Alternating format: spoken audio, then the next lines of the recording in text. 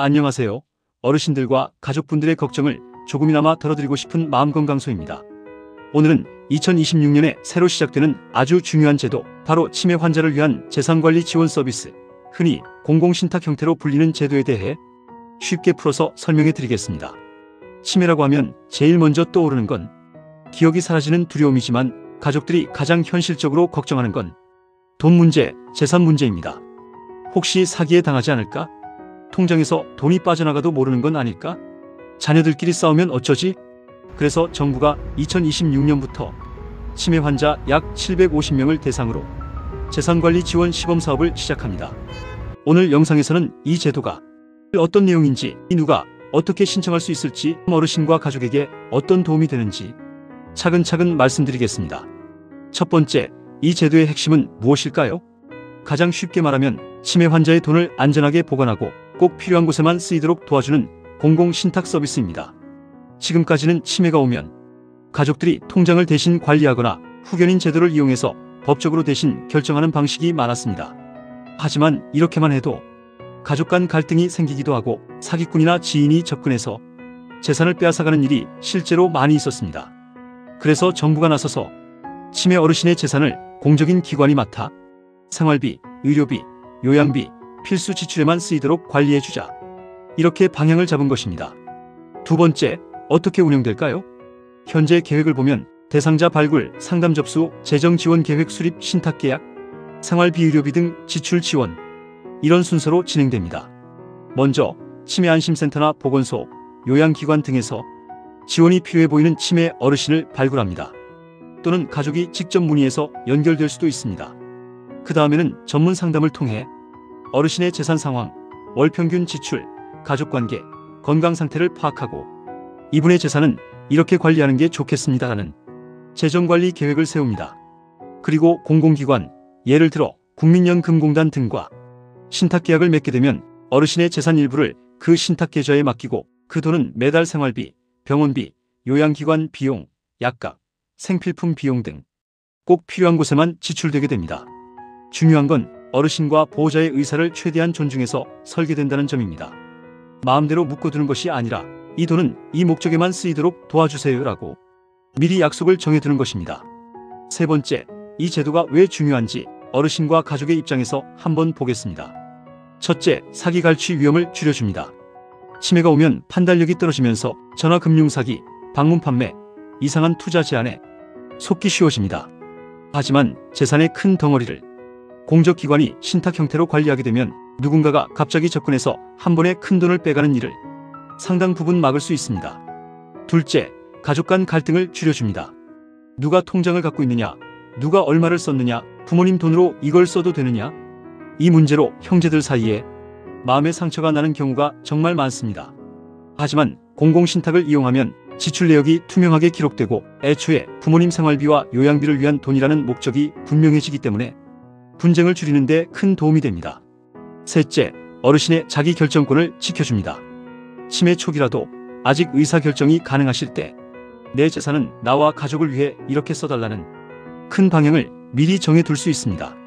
그렇게 되면 나중에 상태가 나빠져도 그때의 나를 대신해서 지금의 내가 미리 결정해둔 원칙이 어느 정도는 지켜질 수 있습니다. 네 번째, 누가 이 제도를 이용할 수 있을까요? 2026년에는 우선 약 750명 정도를 대상으로 시범적으로 시행합니다. 전국 모든 치매 환자가 일시에 이용하는 건 아니고 우선은 일정 조건을 갖춘 지역과 대상자부터 시작해서 추후 효과를 보고 확대할지 결정하는 방식입니다. 그래서 우리 부모님도 꼭 해야 한다라고 마음먹으셨다면 먼저 우리 동네 치매 안심센터, 보건소, 시군구청, 노인복지과, 그리고 국민연금공단 지사를 통해 시범사업 지역인지 신청이 가능한지부터 확인하셔야 합니다. 상담을 받으실 때는 부모님의 재산 목록, 현재 통장 상황, 매달 들어가는 생활비와 병원비, 요양비 등을 대략이라도 정리해서 가져가시면 좋습니다. 그래야 상담하는 분들도 이 가정에는 어느 정도 신탁이 필요하겠다를 조금 더 정확히 판단할 수 있습니다. 다섯 번째, 이 제도와 함께 꼭 기억해야 할 점이 하나 더 있습니다. 바로 너무 늦기 전에 미리 준비해야 한다는 것입니다.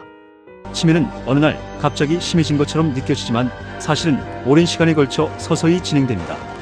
그래서 아직은 괜찮으신 것 같으니까 나중에 생각해보자 하다가 어느 순간에는 본인이 의사결정을 제대로 할 수 없는 상황이 되어버립니다. 그러면 그때는 후견인 선임, 재산 분쟁, 가족 간 갈등 등 문제가 훨씬 복잡해집니다. 반대로 아직 어르신의 의사표현이 분명히 가능한 초기 단계에서 우리 집은 나중에 이런 식으로 재산을 관리하자, 이만큼은 신탁으로 묶어두고 생활비와 요양비로만 쓰자, 이렇게 합의해두면 훨씬 수월합니다. 6번째, 자녀 입장에서 이 제도를 어떻게 활용하면 좋을지 말씀드리겠습니다.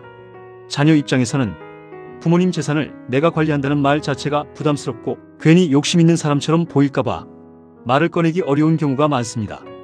이럴 때 국가에서 치매 어르신 재산을 안전하게 관리해주는 공공신탁 같은 제도를 시작한다는데 한번 상담만 받아볼까요?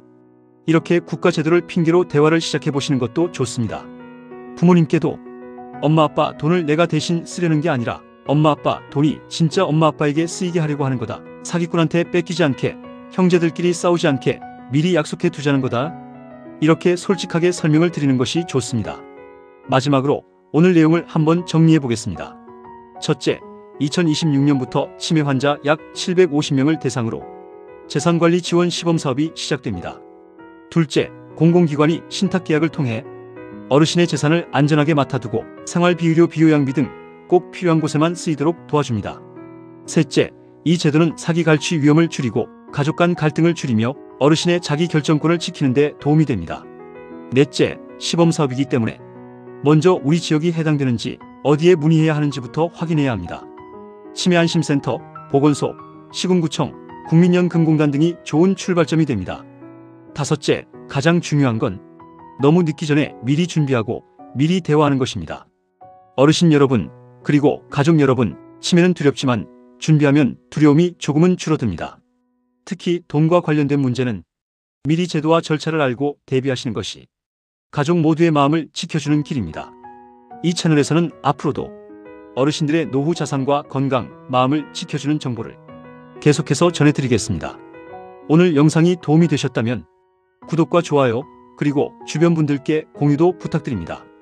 감사합니다.